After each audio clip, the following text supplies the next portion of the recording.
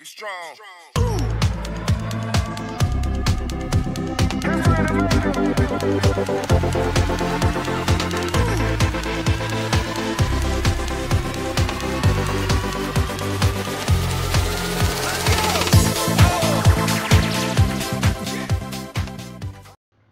Hello students, welcome to piano tutorials.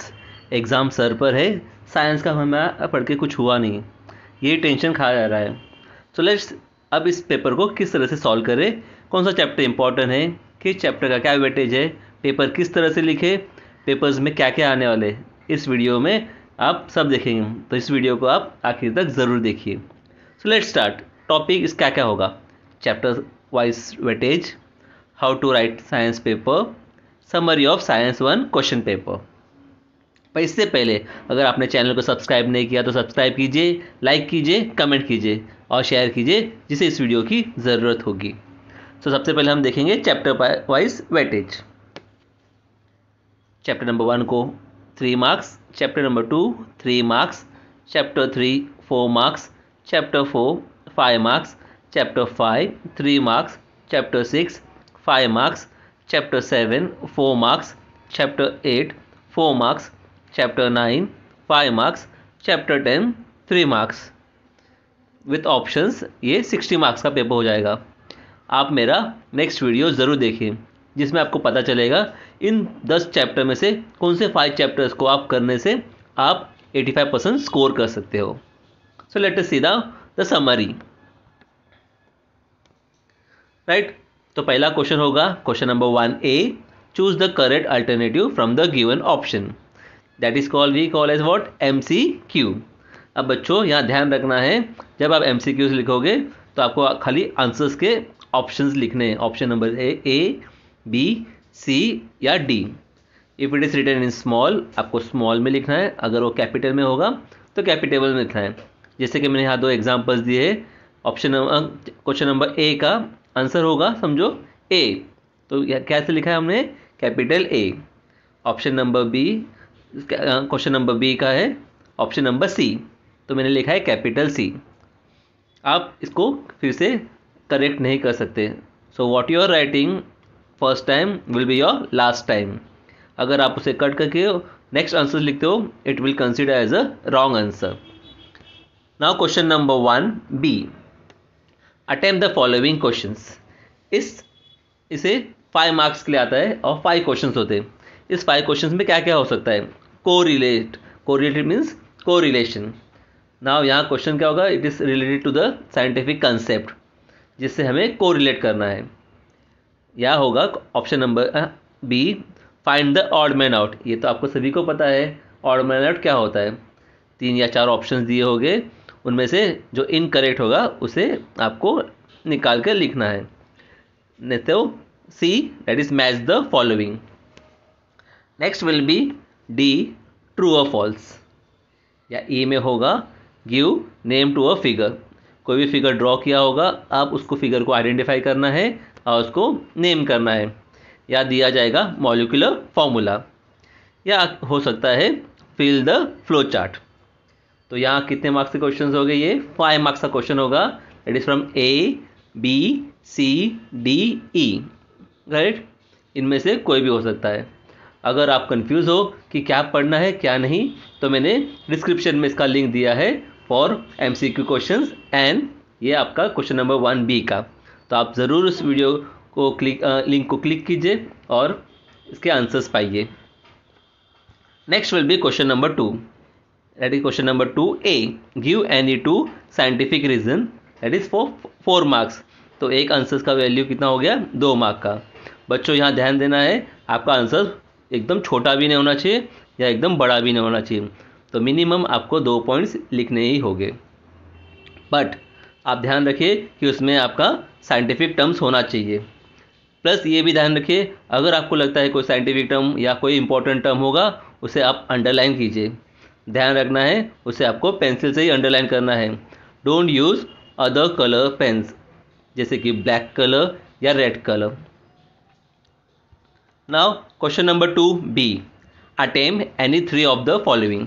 ये होगा 6 mark के लिए। अब इस 6 मार्क के लिए क्या क्या पढ़ना पड़ेगा, राइट। तो पहला क्वेश्चन हो सकता है लॉस, प्रिंसिपल या डेफिनेशन। सेकेंड क्वेश्चन हो सकता है सॉल्व न्यूमेरिकल प्रॉब्लम्स। यहाँ बच्चों ध्यान रखना है, जो क्वेश्चन न्यूमेरिकल प्रॉब्लम्स हो गए, ये 2 मार्क का क्वेश्चन होगा, तो छोटे छोटे न्यूमेरिकल्स प्रॉब्लम हो गए। यहाँ भी आपको ध्यान रखना होगा कि इस बार पेपर्स मोस्टली टेक्सचुअल्स होते हैं, तो आपको टेक्स्ट बुक का ही पढ़ना है। ध्यान रखना है आप टेक्स्ट बुक के एग्जाम्पल्स और एक्सरसाइज के न्यूमेरिकल्स ही सॉल्व करें। इन केस ऐसा हो सकता है कि उनका जो टर्म्स हो गए या नंबर्स हो गए वो चेंजेस हो सकते हैं। थर्ड होगा डिस्टिंग्विश बिटवीन। अब डिस्टिंग्विश मतलब क्या, डिफरेंस बिटवीन में आपको 2 पॉइंट हर एक के लिए लिखना होगा। और बच्चों यहाँ ध्यान रखना है, आपको 1 पॉइंट एक्स्ट्रा लिखिए। कभी कभी ऐसा होता है कि कोई एक पॉइंट गलत हो जाता है और आप उस हाफ मार्क के लिए आपको डायरेक्ट 1 मार्क रिड्यूस हो जाता है। एज हमें पता है कि पेपर करेक्शन करते वक्त हमने ऐसे कई मिस्टेक्स बच्चों में देखे। Next one D, complete the flow chart. Complete the flow chart means that is link to the other points. Now number E, short note या केमिकल रिएक्शन या properties. Now this chemical reactions will be what only from the textual questions. ये कोई textual question होगा या incomplete chemical reactions होगा या unbalance chemical reactions होगा, उसे आपको कंप्लीट करना है। Next question number 3, attempt any 5 of the following. ये 15 मार्क्स का होगा और 5 क्वेश्चंस अटेम्प्ट करना है। अब इस पर क्या क्या होगा। Number 1, complete the diagram. अब complete the diagram is what, कोई भी डायग्राम दिया होगा जैसे कि फूड चेन या इलेक्ट्रिक सर्किट, राइट, या इलेक्ट्रिक मोटर, इस तरह का डायग्राम होगा और आपको उसको कंप्लीट करना है और उसके बारे में एक्सप्लेनेशन देना है। सेकेंड क्वेश्चन इस तरह से होगा, कंप्लीट द पैराग्राफ। ना what do mean by complete the paragraph. Paragraph में कई 5 या 6 या 7 ब्लैंक स्पेसेस हो गए जिसको आपको फिल करना है, या इन शॉर्ट हम कह सकते हैं it is type of fill-ups. तो उस फिलअप्स को आपको फिल करना है। हर एक, अगर 6 ब्लैंक्स हो गए तो हर एक ब्लैंक का हाफ मार्क होगा। Next one, number 3, explanation of diagram. आप जो डायग्राम ड्रॉ कर रहे होगे या दिया होगा वो अनलेबल्ड डायग्राम होगा और आपको उस डायग्राम को लेबल करना है और एक्सप्लेन करना है। Next will be solve numerical problems. Now numerical problems will be of 3 marks. तो 3 मार्क्स मीन्स इसका लेवल थोड़ा हाई हो गया है, तो what you have to do, ये होगा डिफ़िकल्टी लेवल इसका थोड़ा हार्ड होगा। तो मोस्टली जैसे कि मैंने पहले ही कहा, इस बार का जो क्वेश्चन होगा वो टेक्सचुअल होगा।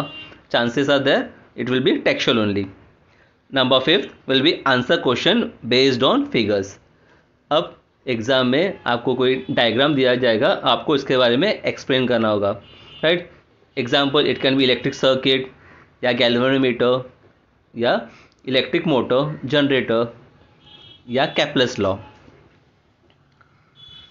Next one, explain. कोई भी एक टॉपिक दिया जाएगा, उसको आपको इसके अच्छी तरह से एक्सप्लेन करना है। Number 7 will be suggest remedies और measures. Number 8 will be write laws, theories and explain. यहाँ क्वेश्चन नंबर 3 में आपको 8 क्वेश्चन दिए जाएंगे जिसमें से आपको 5 अटेम्प्ट करने हैं, राइट। अब यहाँ ध्यान रखना है, आप जिस पे एकदम श्योर हो गए कि ये आंसर आपका करेक्ट होगा, आप उसे अटेम्प्ट कीजिए। Next one, question number 4, attempt any one of the following. Number 1 will be draw a figure and give explanation. कोई भी एक फिगर ड्रॉ करना होगा और उसके बारे में एक्सप्लेनेशन पूछा जाएगा।